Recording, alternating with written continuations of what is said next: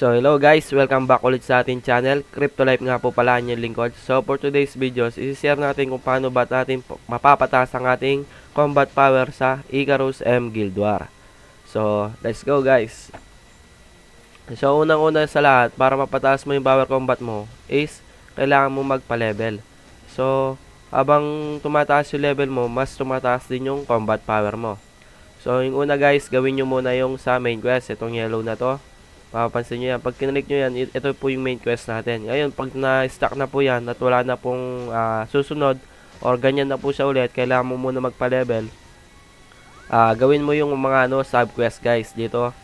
Yan, yung sa quest natin. Yung mga sub-quest, itong mga region quest, tsaka elite quest. So ako guys, natapos ko na yung mga yan sa Rich Seals. Yan, tapusin nyo yung sa region, sa elite. Yan, tapusin nyo yung mga yan. May mga bigay na EXP yan. Tignan nyo, malalaki yung bigay. So, ganun lang yung gawin nyo guys para mapataas yung, o para mapabilis yung leveling nyo. And para tumaas yung power combat nyo. So, after nun guys, yung leveling, yung sa equipment naman. Siyempre, sa equipment natin, mapapataas natin yung combat power natin dito. So, yun, kung makikita nyo guys, halos hero level na yung mga equipment natin. So, saan ko ba nakuha yung mga yan? So, ito guys, tinambayan ko lang tong dito sa map. Tingnan, kung mapapansin nyo yan, sa Rich Seals, yan, dito lang guys, yan, tambayan nyo lang yung mga yan, at tignan nyo muna kung walang red name, kung payapa kayo makakapag-farm. So, siguro isang araw na tumambay ako dyan. Then, for leveling na rin. Ayan, mapapansin nyo, nakapag-level 9 na ako. So, yan. Yung mga equipment natin, nakakapagpataas to ng combat power. So, yan, kapag hero level na yung mga equipment nyo, i-max nyo sa 5, i-plus 5 nyo yan. So, pa-plus 5 natin itong mga to guys, para makakita nyo.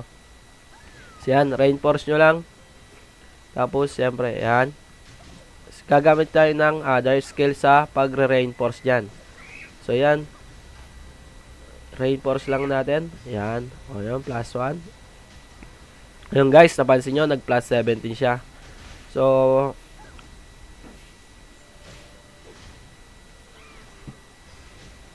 plus 2.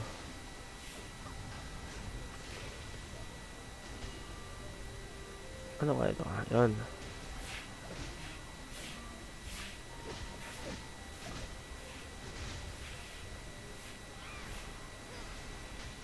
Ayan guys, plus 3 na. So, 70% success. Okay pa yan. Oops, di siya nag-success guys. So, kailangan pala dito marami kayong dark scale. Huwag nyo munang ipapalit sa scale crystal itong mga dark scale nyo. Gagamitin nyo muna para pang pataas ang power combat nyo. O combat power pala. So, yan. Lagay natin ng ganito. Huwag muna. Bahala na. Yan. Yun. Nag-success ulit. 60. Yan. Plus 5 lang natin to. Failed na naman. Paid. Yun. Plus 5 na. Siyempre, unahin natin tong weapon pala. Weapon natin. Yan. Reinforce. So, yan. Makikita nyo, marami naman tayong dyan.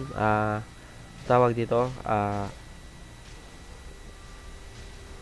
Ito guys. Ipunin nyo itong mga to. Gagamitin natin pang reinforce itong mga to. Yan. Weapon reinforcing stone. So, yan. Reinforce lang natin. So, yan.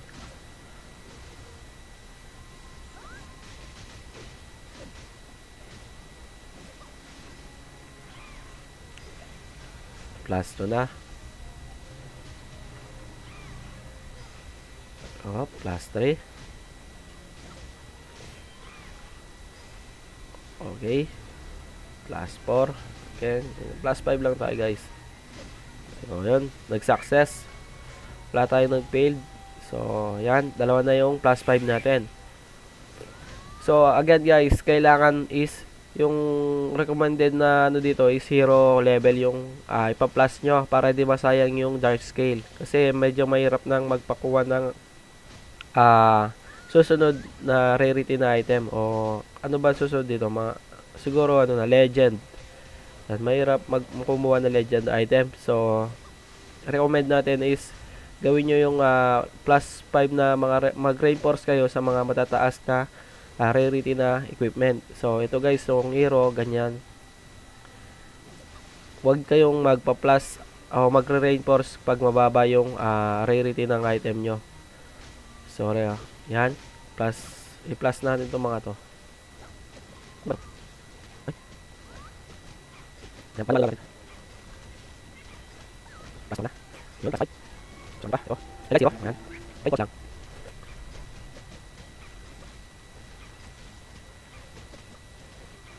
Okay naman.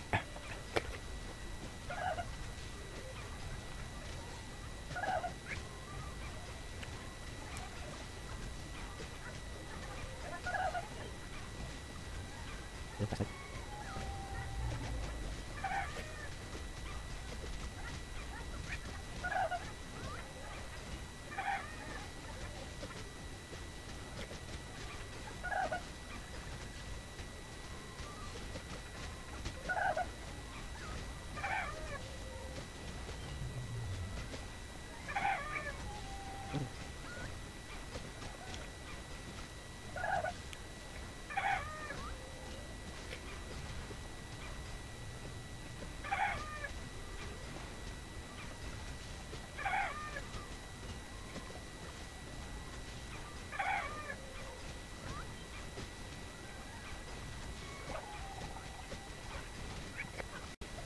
So yun, alos plus 5 na natin yung mga equipment. So ito na lang yung hindi, itong ring natin.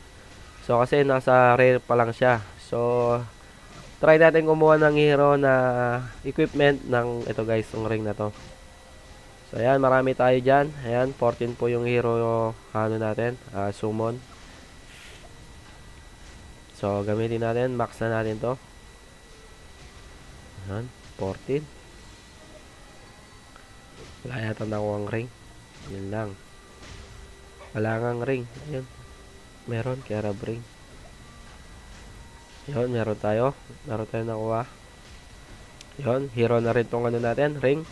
So, plus 5 na natin to guys.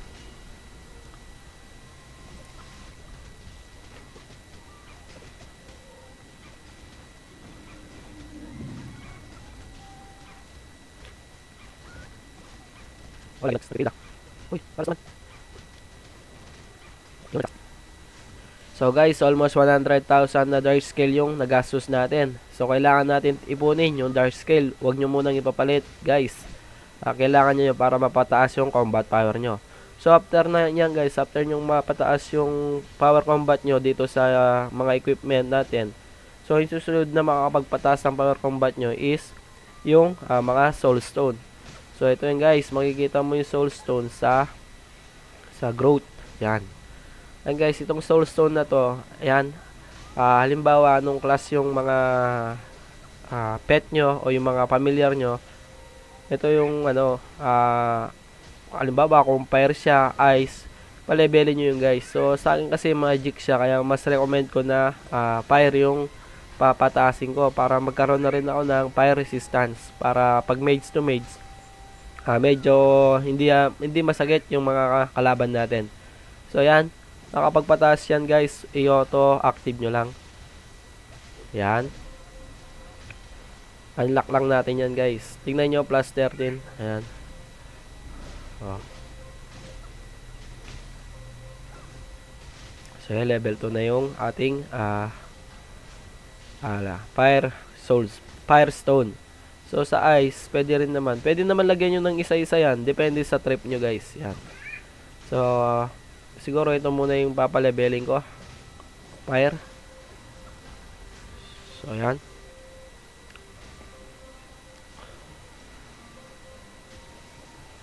Siguro level 3 ganyan.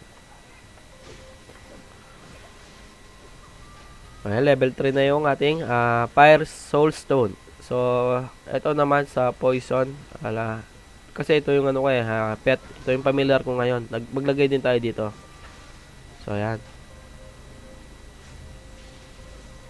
So, yung ginagamit pala dito guys is yung ito nakuha natin na sa dungeon.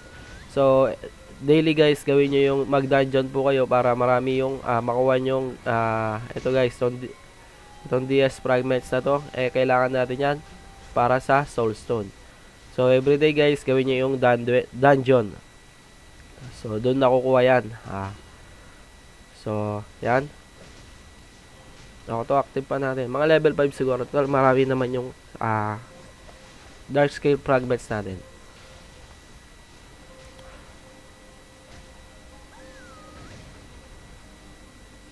So, yun. Wala na. Wala na tayong dark DS fragments.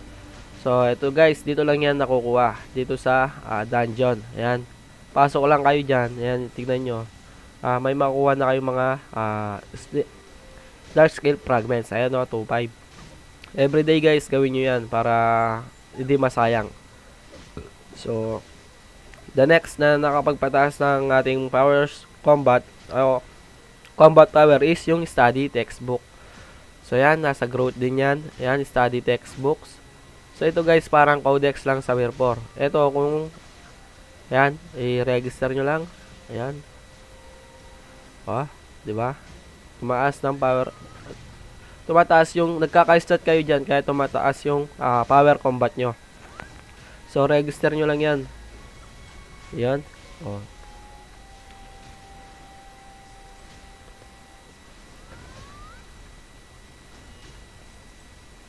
Tignan nyo guys, ang laki ng tinataas. Plus 136. So ayan, attack 108. Nagkakaroon kayo ng stat dyan guys. So ayan, plus 72. Siyempre ito. So saan nga ba natin pwedeng kunin tong para makapag-register tayo? Kailangan nyo lang ng ito guys, papakita ko sa inyo kung saan ba nakukuha to para makapag-register kayo. Dito lang yan guys, sa item, equipment. Tapos yung halimbawa marami kayong item na yan, mga ganyan. So, ito, halimbawa na lang ito guys, i-max na natin.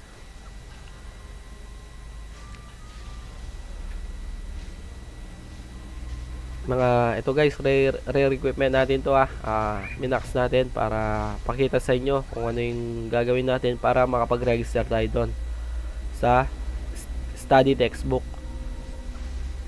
So, yan, napakarami yan. So, yung gagawin nyo lang is ito. Ay, hindi.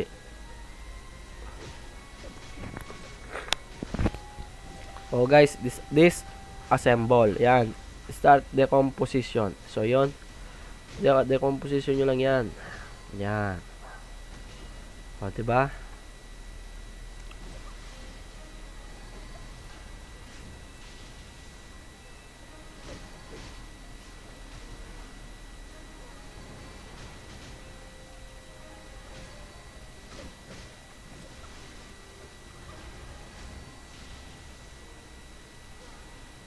Dami natin, pati mga rare equipment ay hero equipment guys, dinamay na natin. Total madali lang na mag-farm dyan. Dito lang sa rate sales guys, tinambayan ko lang dyan and napakarami na drop na mga equipment summoning. Yan. So balik tayo sa growth. So study textbook, ayan, mapapansin nyo meron na naman. Diba?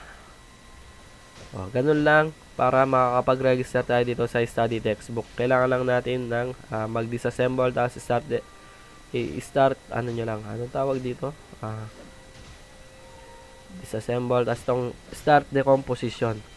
So yun, makakapag-register na kayo ng mga items sa study textbook. So yung susunod na makapagpapataas ng power combat natin ay combat power pala is yung monster dito guys.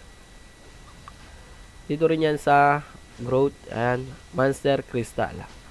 So yung monster crystal naman, ayan, register nyo lang din yung mga napapatay nyo mga monster. So ayun, 175. Halimbawa yan guys,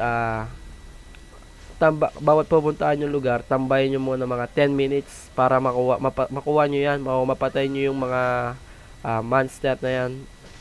So ayan, halimbawa papatayin nyo itong monster na to, may location naman yan. So ayun, ito sa monster, ayun guys, bawat yan, start nyo lang yan, tapos automatic na pupuntahan niya yung mga monster na to. So yun guys, isa din to sa nakakapagpataas ng stats natin, kaya tumataas yung combat power natin. So susunod natin siyempre yung achievements. Dito sa achievements, tumataas din yung combat power natin. So ito guys, kasi nagbibigay din yan ng stats, kaya tumataas yung combat power natin. So ito sa general, tignan nyo yan guys. O diba, plus 87, attack plus 539. So nagbibigay din siya ng stats, kaya tumataas din yung combat power natin. So collect nyo lang yung mga yan at tataas na yung combat power nyo. So yun guys, meron pa palang makapagpapataas ng combat power natin. So ito yung familiar guys. Ito sa familiar bag. Ayan, itong mga pet na yan, isa rin yan sa nakakapagpataas ng ating combat power. So pa-levelin nyo lang at saka parang mag-reinforce din kayo. Tulad yan, reinforce natin. So yan, gamitan natin ng stone. Mapapansin nyo, success, diba? Plus 2 na. Ayun, plus 25 din. So isa rin to sa mga nakakapagpataas ng ating combat power. So piliin nyo na lang kung ano yung magandang pet o familiar para sa inyong hero. So kung pang PvP kayo, hanap kayo ng mga equipment ay familiar na pang PvP rin. So yung mga pang PvP stats tulad nito guys. Yan. Ayan, PvP damage increase, yan. So mas magandang i-equip dito siyempre yung mas mataas din na value o rarity. So mas maganda kung legend yan, mas malagi yung bigay na power combat nyo. So yun yung isa din sa mga nakapagpataas ng combat power natin. So yun. So that's all for today's video guys. So kung nagustuhan nyo at nakatulong sa inyo itong video natin, subscribe lang sa ating channel and click the notification bell para updated pa kayo sa mga susunod na tips and tricks at NFT games na ilalabas natin. So yun lang guys. Peace out.